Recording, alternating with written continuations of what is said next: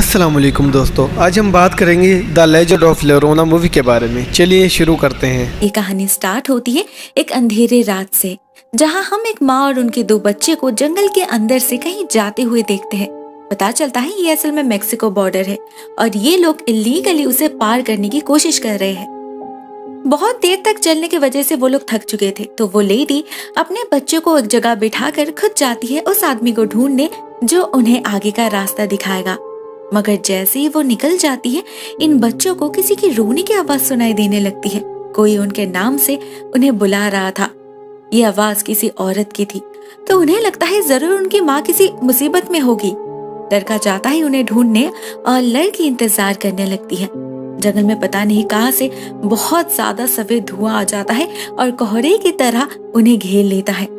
छोटी सी बच्ची को अकेले डर लग रहा था, तो वो अपने भाई का पीछा करती है, मगर माँ की आवाज से डिस्ट्रैक्टेड होकर वो गुम हो जाती है और भाई से अलग होकर पानी के पास जा पहुंचती है। उधर उसे ढूंढते ढूंढते उसका भाई भी वहां पहुंच चुका था। उसे पानी में एक क्रीपी सा डॉल दिखता है जिससे रोने की आवाज आ रही थी और वो पुतला अपने आप ही मूव कर रहा था। दोनों बच्चे बहुत ज्यादा डर चुके थे।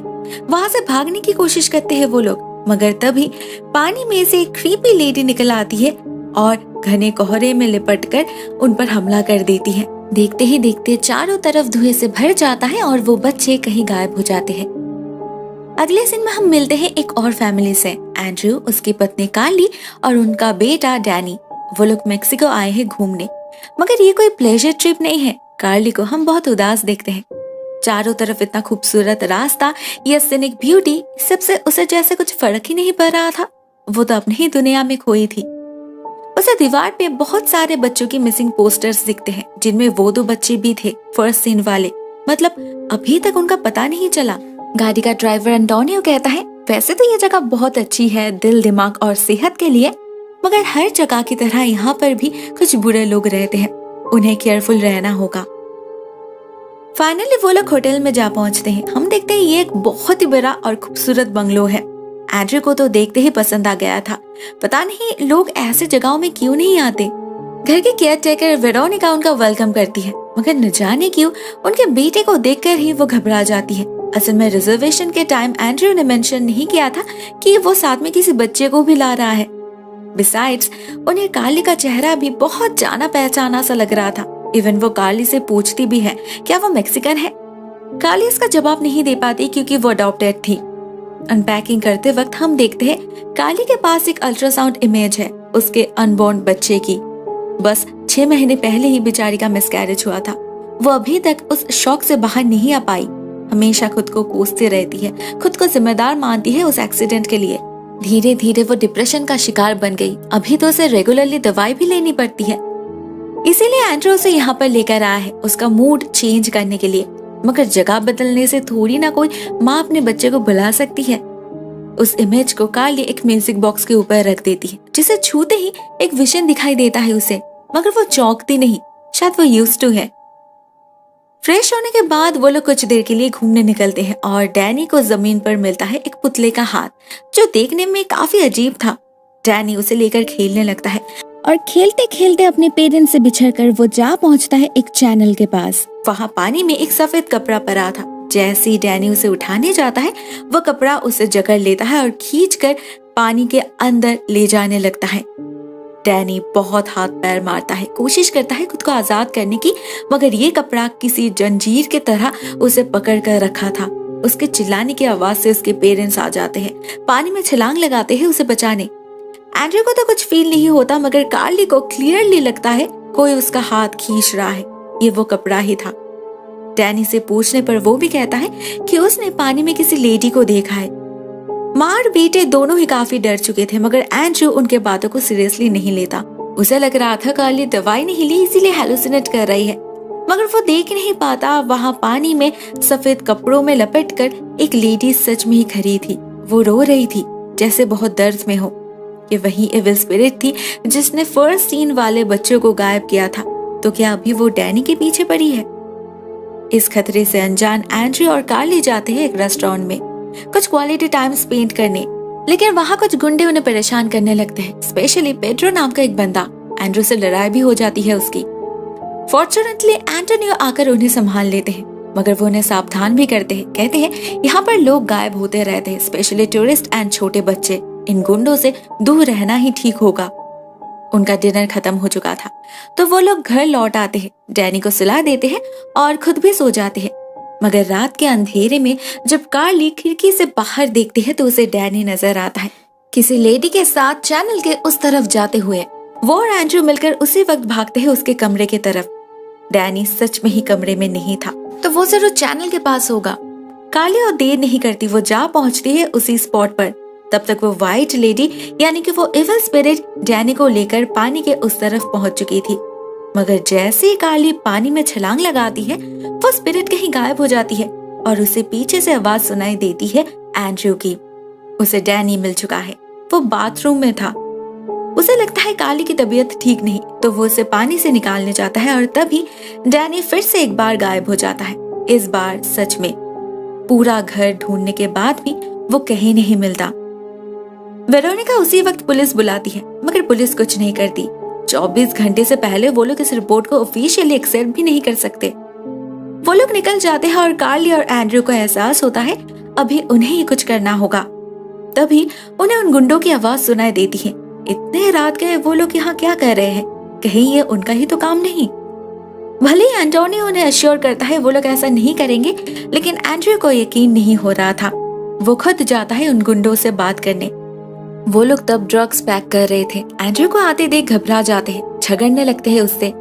कार्ली पेड्रो से पूछती है डैनी के बारे में तो वो लोग ऐसे हंसने लगते हैं कि एंड्रू को गुस्सा आ जाता है और वो घूंसा मार देता है पेड्रो को। पेड्रो भी उसे मारने वाला था मगर तभी उसे किसी का मैसेज आता है उन्हें छोड़ देने के लिए। पेड्रो उन्हें छोड़ देता है और वो लोग घर आ पहुंचते हैं। एंटोनियो उसे फिर से मना करता है हड़बड़ी करने से, मगर एंड्रू को लग रहा था वो गुंडे जरूर कुछ जानते होंगे तो वो उसी रात फिर से उनका पीछा करने जाता है।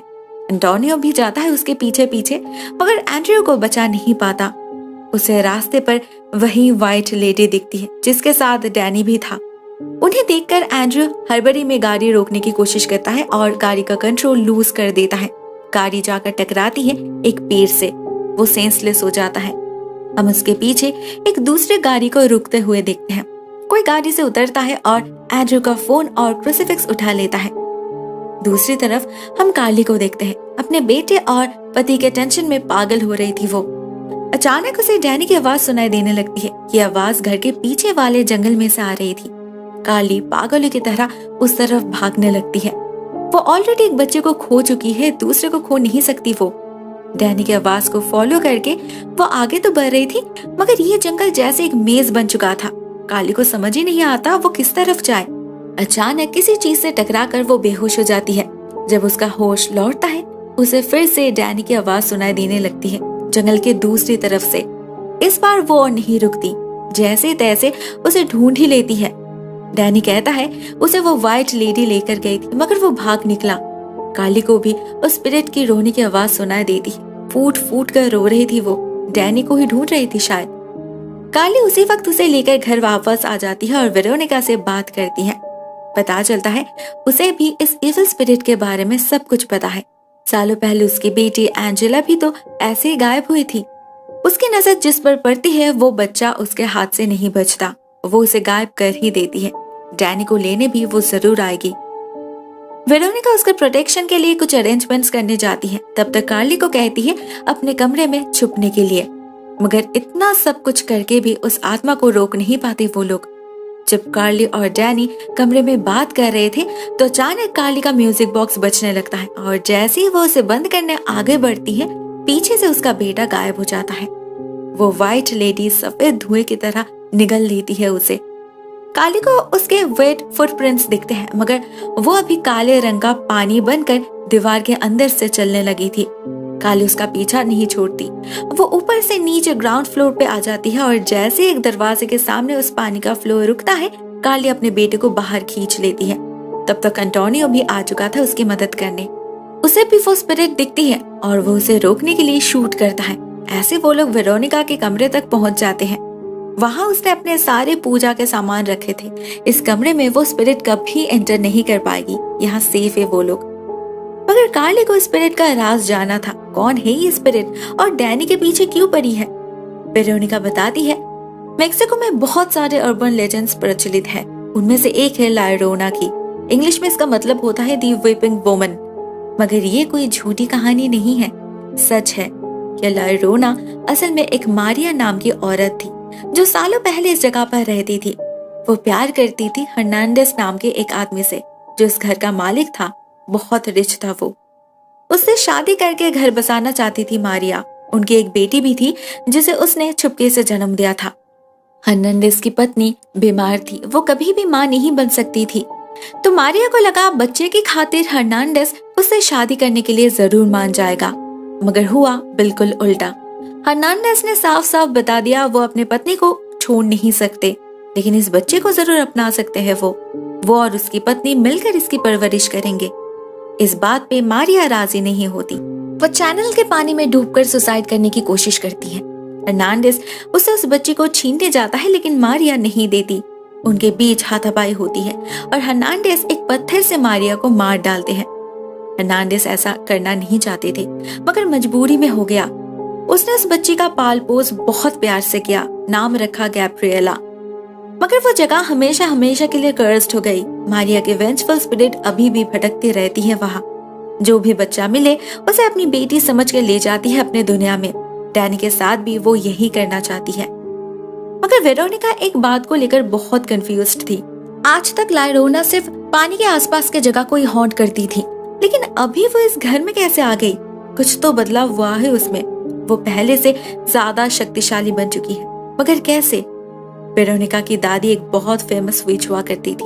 एक बार उन्होंने कहा था मारिया अपने बच्चे को ढूंढ रही है। जब कभी भी उसे उसका बच्चा आसपास फील होगा, उसकी मदरली इंस्टिंक्ट उसकी हेल्प करेगी उसे ढूंढने में और वो ताकतवर हो जाएगी। मगर डैनी उसकी बच्ची तो नहीं है। काली को भी कुछ समझ नहीं आ रहा था। एंड्रू का भी कुछ पता नहीं चल रहा था, तो वो उसे कॉल करने की कोशिश करती है। सरप्राइजिंगली एंड्रू का फोन रिंग होता है एंटोनियो के पॉकेट में। मतलब उसने ही एक्सीडेंट स्पॉट से उस फोन को उठाया था। मगर वो कहता है जब वो वहां पहुंचा था एंड्रू वहां नहीं था। कार्ली को शक होता है कहीं एंटोनियो उन गुंडों से जुड़ा तो नहीं, कहीं वो ला llorona के झांसे में कोई कंस्पिरेसी तो नहीं कर रहा। वो उसे बंदूक से डरा के कमरे से बाहर निकाल देती है। एंटोनियो उसे बहुत बार रिक्वेस्ट करता है, मगर कार्ली नहीं सुनती। एज द रिजल्ट एंटोनियो के कमरे से निकलते ही ला llorona उस पर हमला करके उसे उठा ले जाती है। वो सच में ही एक भला इंसान था, उन्हें प्रोटेक्ट कर रहा था।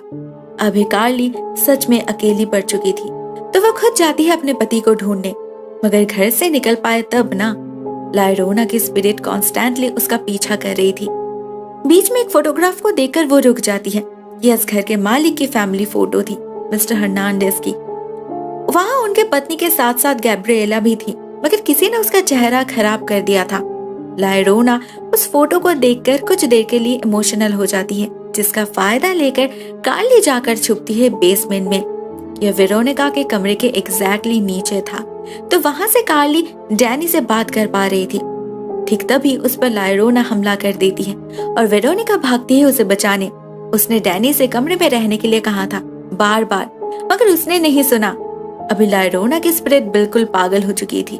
उसे लग रहा था डैनी ही उसकी बच्ची है, जिसे पाने के लिए वो इतने सालों से तरसती रही। अभी वो किसी के रोकने से रुकने वाली नहीं है। वो वेरोनिका को मार डालती है और डैनी को लेकर गायब हो जाती है। कार्ली ऑलमोस्ट हार मान चुकी थी, मगर वेरोनिका नहीं।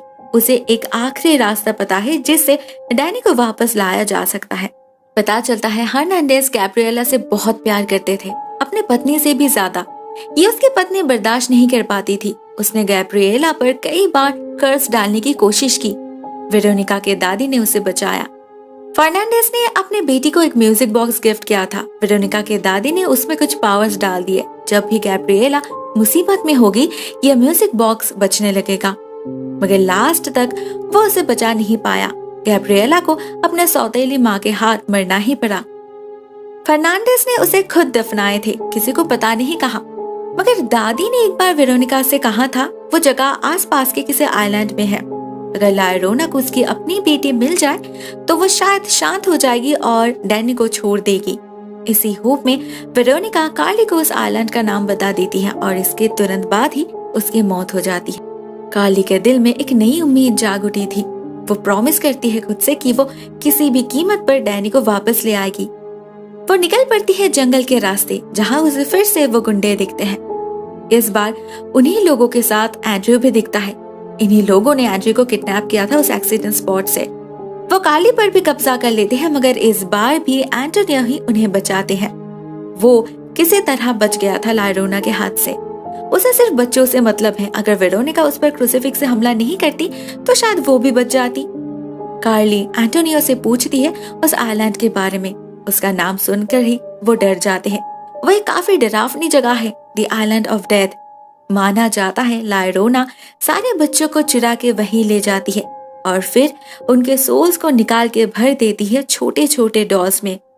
कार्ली और देर नहीं करती, निकल पड़ती है एंड्रयू के साथ, मगर लायरोना भी उसे रोकने की पूरी कोशिश करती है। अपने शैतानी रूप से डराकर उसका सामना करते हैं एंटोनियो और पेड्रो का ग्रुप, जिससे कार्ली अपने बेटे को बचा पाए।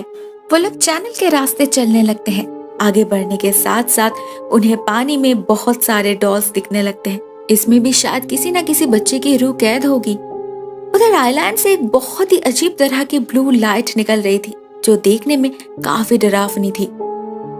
फाइनली एंड्रयू और कार्ली जा पहुंचते हैं उस आइलैंड पर और बहुत ढूंढने के बाद एक जगह एक ग्रेव भी मिल जाती है उन्हें। ठीक उसी वक्त उन्हें डैनी की आवाज भी सुनाई देती है। कार्ली जाती है उसे बचाने और एंड्रयू से कह जाती है ग्रेव की खुदाई करने, क्योंकि अगर उसे डैनी मिल भी जाए उसे लायरोना के हाथ से बचाने के लिए इस लाश की जरूरत होगी। एग्जैक्टली ऐसा ही होता है। जैसे ही कार्ली डैनी को लेकर भागने की कोशिश करती है, वहाँ लायरोना आ जाती है। फॉर्चुनेटली तब तक एंड्रयू भी आ पहुंचा था। वो उस लाश को जमीन पर रख देता है और लायरोना उसे पकड़कर रोने लगती है। मगर कुछ देर बाद ही उसे समझ आ जाता है उसके साथ धोखा हुआ है, क्योंकि ये उसकी बेटी नहीं है, फर्नांडिस की पत्नी है। मगर तब तक कार्ली अपने पति और बेटे के साथ उड़नछू हो चुकी थी। वो लोग कैनाल के रास्ते दूसरी तरफ जाने लगते हैं, मगर लायरोना उनका पीछा नहीं छोड़ती। वो गुस्से में हमला कर देती है कार्ली पर। उसने उसे बहुत बड़ा धोखा जो दिया था, मगर एंटोनियो उसे बचा लेता है। फिर से एक बार लायरोना के पीठ में घुसा देता है क्रूसीफिक्स, जिससे उसके आत्मा को मुक्ति मिल जाती है और इस जगह को आजादी मिल जाती है उसके कर्ज से। एट द फाइनल सीन हम कार्ली को देखते हैं सामान पैक करते हुए। उसका काम पूरा हो चुका है। यहाँ पर आने का उनका एक मकसद तो पूरा हो गया। कार्ली पहले से काफी रिकवर कर चुकी है, अपने फैमिली और बेटी के साथ रिकनेक्ट कर पा रही है वो, और उसका दूसरा हिडन एजेंडा वो भी सक्सेसफुल रहा, जो था इस जगह को कर्ज से आजाद करना। यहाँ पर हमें पता चलता है कार्ली असल में गैब्रिएला की पोती है। उसने वेरोनिका से झूठ कहा था। उसकी ओरिजिन इसी जगह से है, इसीलिए वेरोनिका को उसका चेहरा फेमिलियर लगा था, क्योंकि वो देखने में कुछ हद तक गैब्रिएला जैसी है। फर्नांडिस की पत्नी ने उस रात उस पर हमला जरूर किया था, मगर मौत लड़ाई में उसी की हुई थी। गैब्रिएला जिंदा रही। बाद में उसने शादी की, फैमिली बनाई।